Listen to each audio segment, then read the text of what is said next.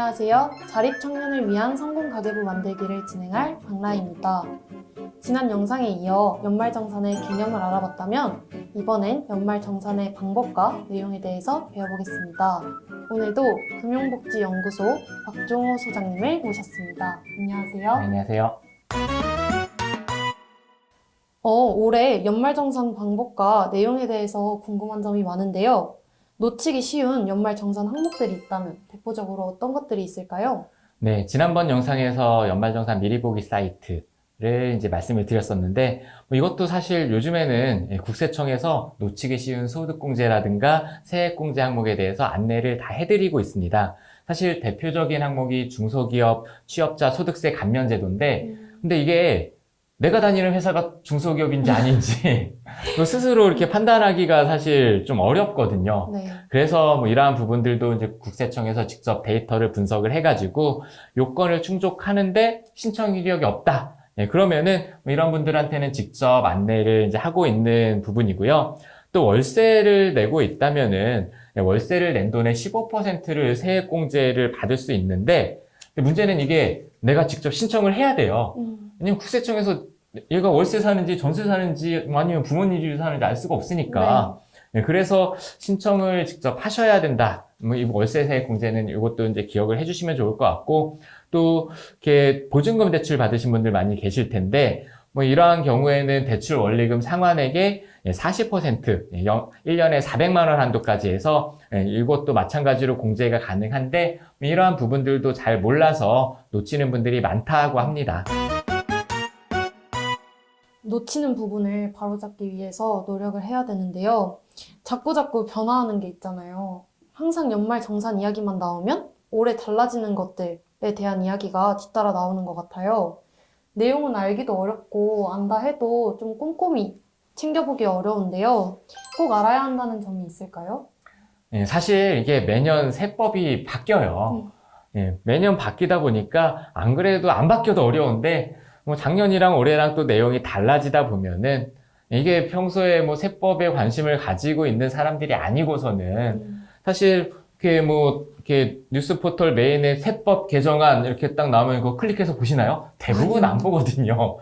봐도 그냥 모르겠고 그러니까 그냥 넘어가고 이렇게 되는데, 근데 세법이 바뀌다 보면은 그러면 이제 연말정산 관련된 내용도 사실 조금씩 바뀔 수밖에 없어요. 그래서 이번 연말정산부터 새롭게 적용되는 그런 부분들이 있는데요. 일단은 몇 가지 안내를 해드리면은 대중교통 사용 공제가 또 늘었어요. 원래 이렇게 버스나 지하철 같은 대중교통을 이용한 금액에 이 공제율이 보통 이제 40%였는데 이번에 무려 80%로 2배 이제 공제율이 올라간 거죠. 이렇게 해주는 이유는 대중교통 많이 이용하셔라. 아무래도 이제 국가적으로 이런 부분들을 좀 이제 장려를 하고 있는 걸로 보이고요. 그리고 이제 올해 이제 7월 1일 이후로 지출한 영화 관람료. 최근에 영화 보셨나요? 네, 영화 봤습니다. 네, 그거 이제 문화비에 포함돼서 문화비 소득 공제라는 게 원래 이제 도서 관련된 항목들을 공제를 해줬었는데 여기에 이제 또 영화 관람료까지 해서 추가로 100만 원 한도로 공제를 이제 해준다라고 하고요. 네, 그리고 또 연금 계좌에 저축한 돈이 있을 수 있는데요. 여기에 이제 적용받는 세액공제 한도가 늘었어요. 기존에는 400만 원 한도. 그래서 보통 한 달에 한 33만 원 정도 이렇게 저축하시는 분들이 많이 계셨을 텐데 올해는 이제 600만 원까지 해서 한도가 200만 원 늘었습니다. 그러면은 한 달에 한 15만 원 정도 추가로 또 연금 계좌에 불입이 가능한 거죠. 그리고 또 퇴직연금까지 포함하면은 세액공제 한도는 기존의 700에서 이제 900만 원까지 된다라고 이제 보시면 될 것 같고요.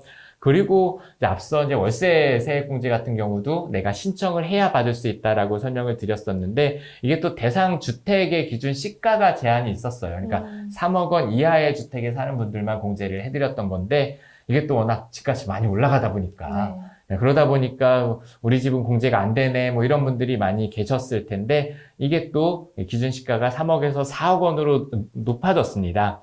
그리고 올해부터 또 지방자치단체에 기부한 소위 이제 고향사랑 기부금이라고 있는데 여기에 기부하신 분들도 세액공제를 받으실 수가 있습니다. 그래서 기부한 금액이 10만 원 이하라고 하면은 지방세를 포함한 전액이 세액공제가 되고 또 기부금의 30%에 해당하는 답례금을 또 별도로 받으실 수가 있는 거죠.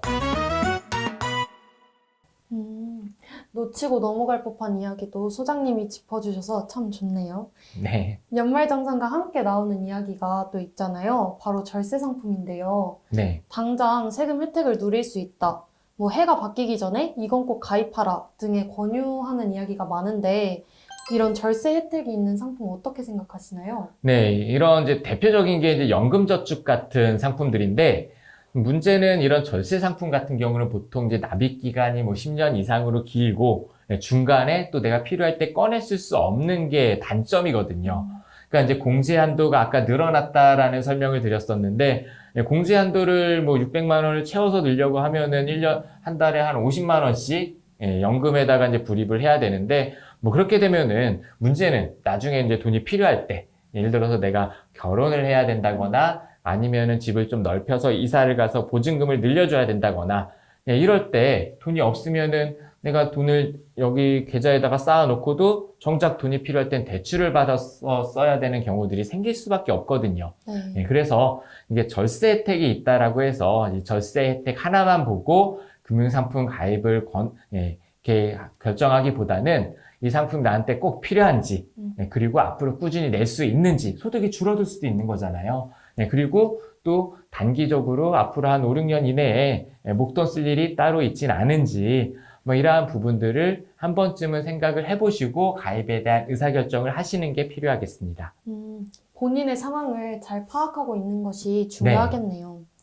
소득공제를 많이 받기 위해서 무리하게 금융상품을 가입하거나 소비를 하는 과정에서 많은 부작용들이 생기기도 한다는데 네. 어떤 것들이 있을까요? 그러니까 신용카드 공제 같은 게 사실 대표적인 부분들일 텐데, 그러니까 고소득자가 아닌 경우에는 보통의 대부분의 직장인분들은 이게 뭐 일반적인 기본 공제 항목들이 워낙 많이 있거든요. 부양가족들도 있을 거고, 뭐 교육비도 쓰시고, 또 의료비도 쓰시고, 뭐 이렇다 보니까 다른 공제를 기본적으로 적용을 받다 보면 금융상품으로 공제를 받을 수 있는 게 생각보다 많지 않은 경우들이 굉장히 많아요. 그래서 소득공제나 세액공제 때문에 뭐 이런 것들 때문에 예를 들어 신용카드를 너무 많이 쓰는 분들 같은 경우는 뭐 그러다 보면 배보다 배꼽이 더 커지는 공제 세금 조금 한 5만 원 아끼려고 하다가 카드로 100만 원 더 써버리면 사실 신용카드 안 쓰는 게 훨씬 더 나은 거거든요. 맞아요.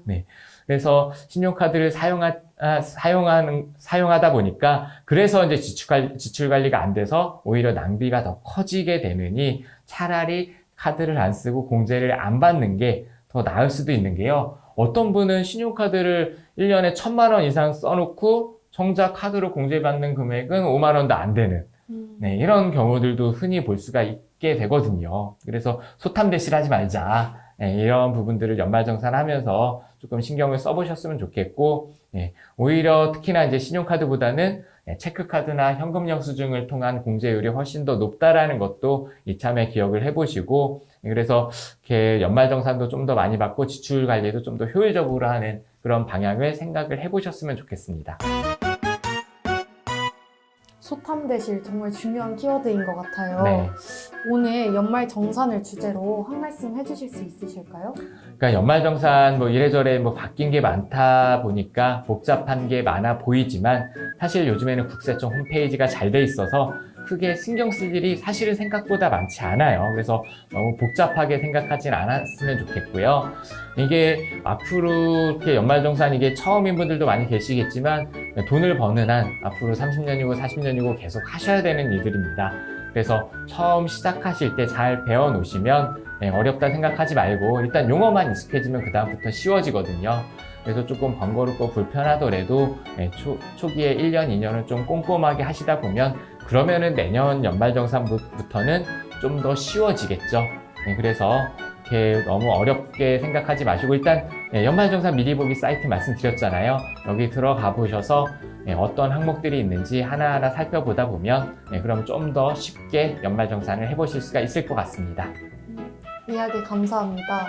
저희가 말씀드린 연말정산 관련된 내용을 바탕으로 연말정산 잘 준비하시길 바라고 영상 재밌게 보셨다면 좋아요와 구독 부탁드릴게요. 감사합니다. 고맙습니다.